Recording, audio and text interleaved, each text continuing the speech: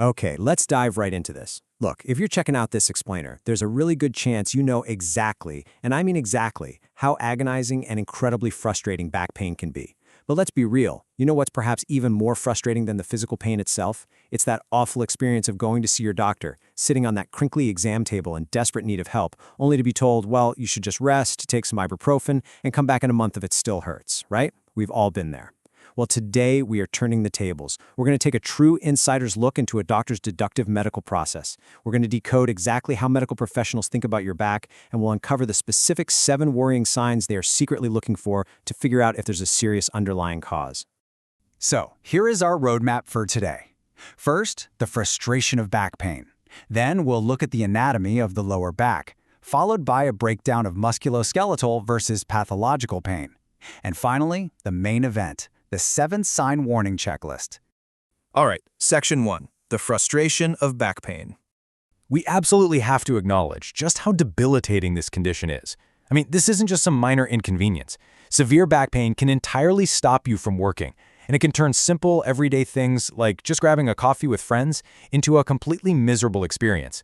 In fact, a staggering 4 out of every 5 of us will experience back pain at some point in our lives. It's universally relatable. Now, for some people, they can point to a clear trigger. Maybe they were moving a heavy couch or sustained a sporting injury. But for so many others, this medical mystery just seems to pop out of absolutely nowhere. Let's move to Section 2, anatomy of the lower back. To really understand the pain, we kind of have to visit the scene of the crime, right? We need to visualize those invisible structures inside our bodies. Your lower back is this brilliantly complex piece of engineering made up of bones, muscles, nerves, and tissues that all have to work in perfect unison. So let's start with the foundation. The bones of the back are called vertebrae. Imagine these neatly stacked on top of one another like blocks to build your spinal column. But if it were just bone rubbing on bone, we wouldn't be able to move at all. So squished in between these bones are your spinal discs. These are your body's essential shock absorbers, allowing those rigid bones to actually move around flexibly. But the plot thickens a bit when we look at the nervous system. Safely protected within that bony spinal column is the spinal cord. Think of it as a thick, central bundle of nerves acting as a high-speed highway directly to your brain. Branching off from this main cord are smaller nerves. And here's the kicker. These fragile little fibers have to squeeze through impossibly tight spaces between each vertebra just to reach your muscles and organs. This setup perfectly explains why even a tiny, microscopic tweak in this area can send excruciating pain shooting through your body. Wrapping around all of this delicate hardware is the soft tissue. Your entire spinal column is dynamically held together by this intricate web of ligaments, tendons, and muscles. These are the supportive outer structures that literally allow us to bend forward, arch backward, and twist from side to side without falling apart. So, when you look at how all these elements come together, you realize something critical. These incredibly sensitive structures are packed in like sardines. Because of this dense, super tight packing, isolating the exact singular source of a back strain is extraordinarily difficult. It's like trying to find a needle in a haystack, both for you and for your doctor. Okay, moving on to Section 3, musculoskeletal versus pathological pain. Now, what's really interesting about this is what happens when you actually walk into a clinic. Your doctor immediately puts on their detective hat, and their primary goal is to figure out which of 2 broad categories your pain falls into. Check out this sheer imbalance. A massive 99% of people seeing a family doctor for back pain have musculoskeletal pain. That just means it's a strain of one of those many joints, ligaments, tendons, discs, or muscles we just talked about. Only 1% of cases are pathological. Ironically, doctors worry the absolute least about the 99% majority. Why? Because musculoskeletal pain, as terrible as it feels, generally improves with physiotherapy, some meds, and a little bit of time. To put that into perspective, let's contrast them side by side. Musculoskeletal pain is characterized by fluctuating symptoms. It's a bit of a roller coaster. One day your back might feel pretty okay, the next it might flare up again, but overall, it self-heals.